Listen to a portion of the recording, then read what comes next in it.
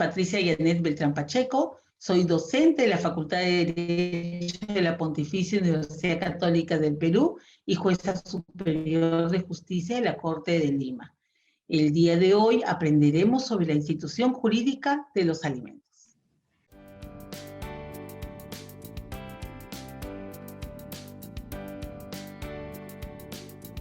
Los alimentos son un derecho fundamental e irrenunciable que se encuentran reconocidos en dispositivos nacionales e internacionales vigentes en nuestro ordenamiento legal, siendo un instituto jurídico de vital importancia en el derecho de familia, en tanto implica el cumplimiento de un deber ético y moral inherente, en primer lugar, a la responsabilidad parental, pero también estrechamente vinculado a la solidaridad entre los parientes. Por ejemplo, los padres deben brindarle apoyo económico a los hijos e hijas mayores de edad hasta los 28 años, siempre que estudien con éxito una profesión o se encuentren capacitándose en un oficio. También tenemos las pensiones para nuestros adultos mayores, quienes merecen por reciprocidad recibir alimentos por parte de sus descendientes, e incluso los gastos de embarazo de la madre desde la concepción hasta la etapa del posparto. Por lo expuesto, podemos precisar que la referida pensión de alimentos tiene por finalidad cubrir gastos de necesidad inmediata e indispensable en los rubros de vivienda, educación, sustento, vestimenta, asistencia médica y psicológica. Y de acuerdo a la Convención de los Derechos del Niño, así como al Código de los Niños y Adolescentes, también deberá de cubrirse en torno a estos los gastos relacionados a su recreación, en tanto la formación lúdica de los niños, niñas y adolescentes es indispensable para su desarrollo integral. Muchas gracias.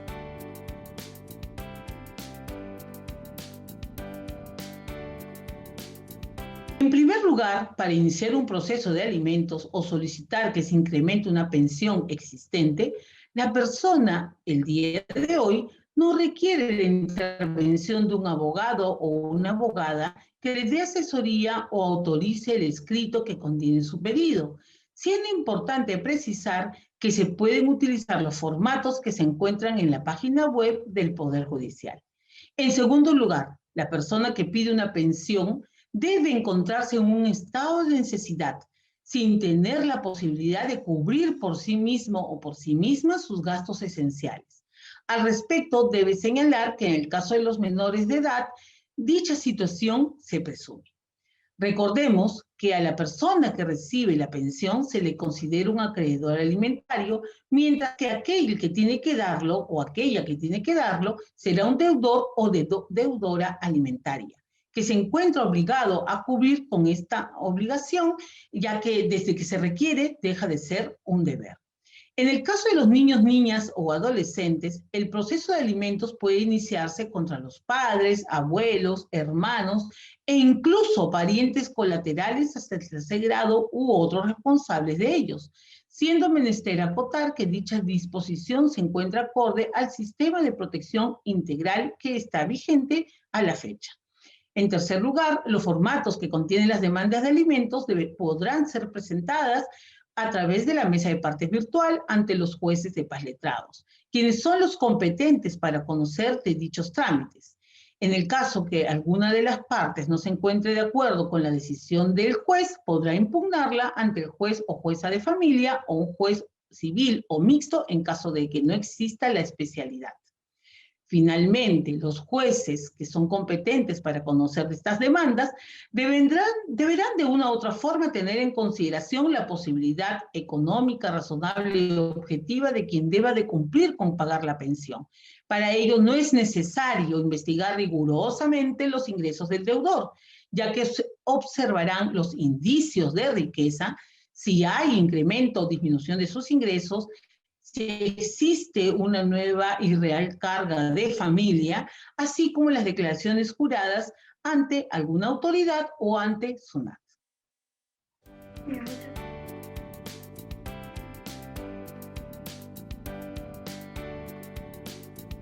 Vivimos en una circunstancia de emergencia sanitaria que ha influido muchísimo en las relaciones familiares y parentales. En algunos casos a favor de la familia, pero en muchos otros en contra. Es así que observamos, por una parte, que algunas familias se han fortalecido, mientras que en otros casos hemos observado que muchas relaciones familiares se han debilitado y han surgido conflictos, afectando sobre todo a los niños, niñas, los y las adolescentes. Asimismo, la pandemia y la subsecuente cuarentena que trajo en el Perú y a nivel mundial ha suscitado sendos y profundos debates en relación a muchos ámbitos del derecho de familia, especialidad que no ha sido ajena a la repercusión económica que se ha generado por este contexto. En los despachos del Poder Judicial se observa un incremento de expedientes de alimentos, lo que denota de por sí una problemática bastante delicada en la sociedad peruana. Por ello, el Consejo Ejecutivo del Poder Judicial, a través de la resolución 167-2020 del Consejo Ejecutivo, aprobó la Directiva 007-2020, estableciendo las reglas del proceso simplificado y virtual de la pensión de alimentos para niños, niñas y adolescentes. Este nuevo trámite procesal incide en un principio de diligencia excepcional, que implica que el juez y la jueza deben actuar con celeridad, buscando la protección y responsabilidad dentro de este contexto de mínimo formalismo, donde debe predominar la oralidad y buscarse la conciliación entre las partes. Y sobre todo, recordar que los actos procesales se deben fijar de acuerdo al principio de flexibilidad. Es importante también que se considere que la demanda, como hemos señalado, se presenta a través de formularios o formatos, y estas van acompañadas de documentos sustentatorios que se encuentran escaneados. Los jueces parten de la confianza hacia las partes. Las partes, por su lado, deben de tener una conducta idónea, ética, participar de buena fe, siendo importante precisar que en caso de dudas, el juez puede solicitar que se presente el documento físico de oficio, y también la parte contraria podrá presentar cualquier cuestionamiento de considerarlo pertinente. El dispositivo legal vigente precisa que si la parte accionante no cumple con los requisitos de admisibilidad, el juez o jueza que es competente podrá otorgarle un plazo, ello sin perjuicio de que el proceso continúe. ¿Cuál es el plazo que le va a dar? Bueno, en mi opinión, 3 días. La norma no lo precisa, pero aplicaríamos el artículo 551 del Código Procesal Civil.